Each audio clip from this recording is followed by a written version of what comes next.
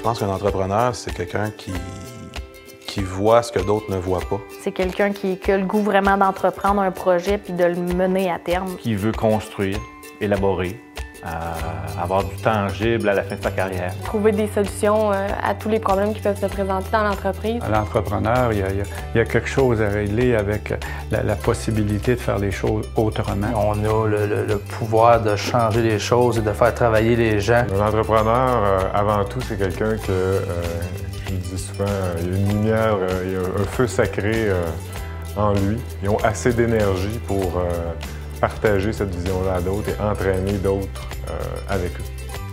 Pour moi, la créativité, c'est un outil absolument fascinant que tous les individus, tous les humains ont à leur disposition pour leur permettre de continuer à mieux comprendre certains rôles qu'ils ont à jouer dans un environnement plus global. Un entrepreneur se doit d'être innovant, se doit d'être créatif. À la base, c'est ça qui a amené la création de son entreprise, c'est d'avoir été différent des autres, d'avoir vu quelque chose que les autres ne voyaient pas. Pour moi, quand on dit le mot créativité, la première chose qui vient, c'est la capacité de générer des idées. Une bonne idée, c'est la meilleure parmi un grand lot d'idées. Et puis, d'où le défi, finalement, de générer beaucoup d'idées pour finalement réussir à en avoir une ou quelques-unes des bonnes, éventuellement de très bonnes. L'invention, l'idée est sortie, mais la bonne idée, c'est lorsque les gens la reconnaissent et commencent à en faire usage. Cette capacité de générer des idées-là, si elle en reste là, elle n'est pas encore matérialisée, elle n'a pas encore généré de valeur, elle n'a pas encore créé une valeur pour une personne, une organisation, une situation. Donc, la créativité toute seule, toutes les idées, mais de l'amener à concrétiser, là, on parle plus d'une innovation. Donc, souvent, les entrepreneurs ont beaucoup de choses dans leur tête, ont beaucoup d'idées, mais ils n'ont pas toujours l'habileté de la rendre explicite, cette vision, puis ce projet d'entreprise-là, puis leurs ambitions.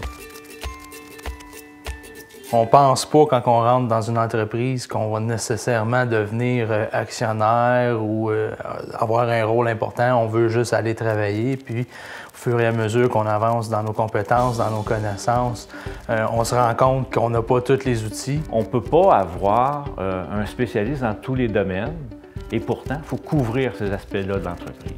Il y a beaucoup d'opportunités qui résident en dehors de ce que l'on sait.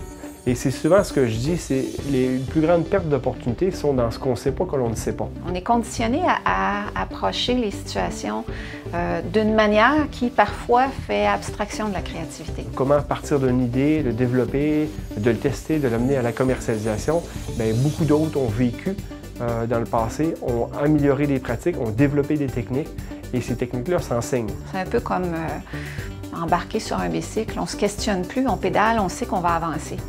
Peut-être dans le quotidien, au travail, à un moment donné, on ne se questionne plus, on avance, on adopte les mêmes processus et on ne fait pas preuve à ce moment-là de créativité. Faire différent veut dire qu'on fait des choses pour la première fois et faire pour la première fois veut dire qu'on risque de se tromper et on se trompe fréquemment. Et d'ailleurs, l'échec est inhérent à l'innovation. L'échec est une notion qui peut être vue de différents angles. C'est comme un prisme, dans le fond. La perspective change en fonction du point de vue où tu te places. Une compagnie qui est capable d'échouer vite, donc qui vite voit si ça fonctionne ou ça ne fonctionne pas, ce qu'il y avait en tête. Une compagnie qui est capable d'échouer souvent, donc qui est capable de se relever aussi souvent puis de recommencer. Puis une compagnie qui est capable d'échouer en ayant des investissements minimums. Donc, il teste, il échoue, mais en n'ayant pas mis des gros investissements. Son degré d'apprentissage va être énorme, puis sa capacité créative de se retourner à partir des apprentissages qu'il a eus dans ces échecs-là va être grand. Donc, oui, l'échec, c'est quelque chose qui est très utile à la créativité. Il faut bien l'encadrer. Moi, je crois fondamentalement que tous les processus de créativité et d'innovation sont en amont au niveau des réflexions importantes qu'il y a dans l'ensemble d'une structure d'entreprise. Mais pour moi, c'est ce qui prime. Pour moi, le leader dans l'entreprise, les dirigeants d'entreprise, aussitôt qu'ils diluent l'importance de cet élément-là, au détriment des autres, se mettre dans une situation de fragilité. Chaque nouvelle innovation, chaque changement détruit un peu l'autre. On peut en parler pour des produits, des services. Le DVD a pratiquement détruit la vidéocassette et la clé USB va éventuellement, ou la mémoire USB, le disque dur USB va détruire l'usage ou l'utilisation de DVD. C'est un phénomène qui est connu, qui est documenté et qui est un message pour les entrepreneurs. Si vous ne détruisez pas votre produit vous-même, d'autres vont s'en charger. Le savoir, c'est quelque chose qui est en continuelle mouvance. On a toujours besoin de se rafraîchir la mémoire et d'aller chercher des éléments porteurs. Prendre un certain recul sur où on veut s'en aller,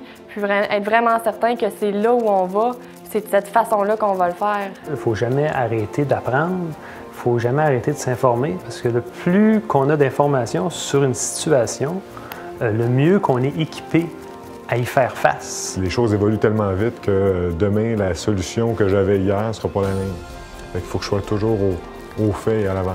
C'est pour ça qu'on a besoin d'universités, qu'on a besoin de cégep, parce qu'ils développent une soif de savoir, et ces gens-là, en entreprise, perpétuent et dynamisent. L'Université de l'entrepreneur, c'est un peu ça le but aussi, c'est de venir chercher des ressources pour mieux s'outiller dans nos milieux de travail. C'est de prendre ces grandes notions-là, ces notions de créativité-là, puis d'être capable de les transposer dans les organisations.